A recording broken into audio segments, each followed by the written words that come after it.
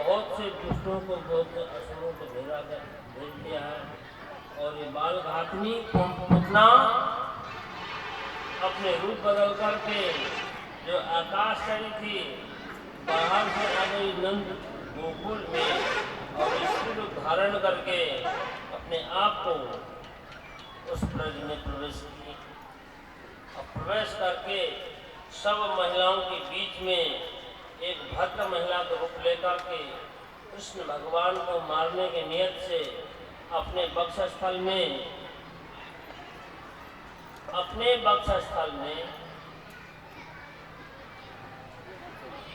जहर लगा करके आई मारने के नियत से। देखिए आगे आप लोग सुनेंगे, पूतना मारने की नियत से आती है, लेकिन भगवान उनको उद्धार करते हैं। उनका आई मारने की नियत से, लेकिन भगवान उनको उद्धार करते।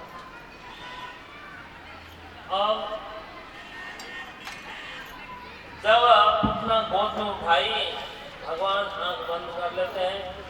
भगवान आंख बंद करके ध्यान करते हैं शंकर भगवान को, हे भगवान आपको जहर पीने का स्वभाव है, मैं तो दूध मक्खन खाने के लिए आया हूँ। ब्रज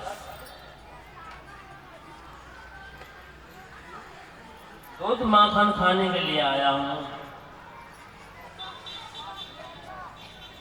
अब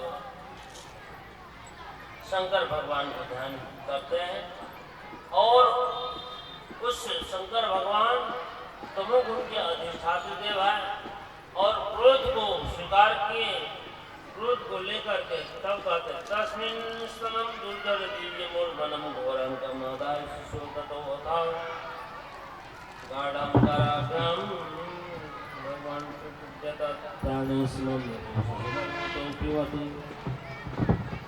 गाढ़ं कराभ्याम।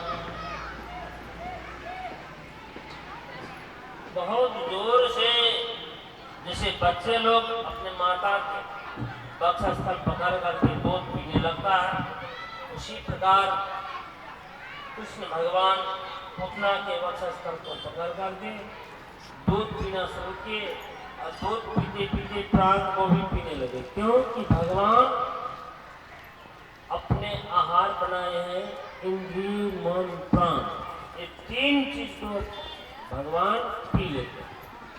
और देखिए भगवान कैसे पीते हैं, भगवान कैसे पीते हैं, जब घोर नींद में चले जाते हैं तो कुछ रहता,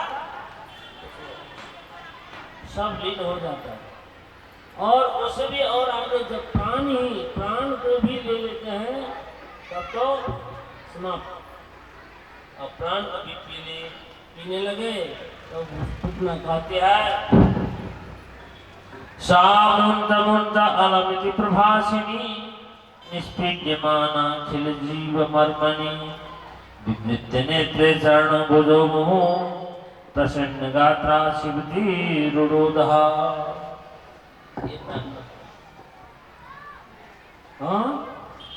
विवृत्य नेत्रे चरण भुजो मुहु। अब देखिए मृत्यु के समय के वर्णन करता है।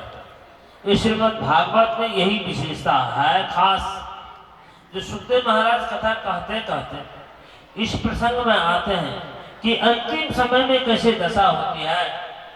भागवत के रहस्य यहाँ वर्णन करते हैं। विवृत नेत्रे, आंख खुल गई, हाथ पांव पटकने लग गए और शरीर लथपथ हो गया, देह हाथ ना गए। पूरा शरीर जब आपकी मृत्यु आएगी आपको हाथ पांव ऐसा खींचने लगता है, मर्म टूटने लगता है। उस समय जो व्यथा होती है वो सारे जीवन का सारा दुख उसी समय। लेकिन जो योग साधन आदि जो करते हैं वो पहले से ही अपने आप को खींचने के लिए पहले से अभ्यास करते हैं, वो आसानी से इस शरीर को छोड़ देते हैं। जैसे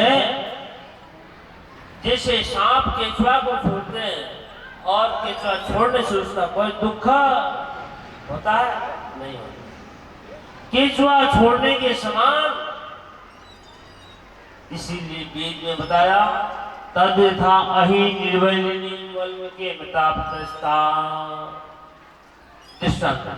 विद्वान लोग कैसे शरीर को छोड़ता है, ज्ञानी लोग कैसे शरीर को छोड़ता है, जैसे सांप केचुआ को छोड़ते हैं। अब आगे वर्णन करते हैं।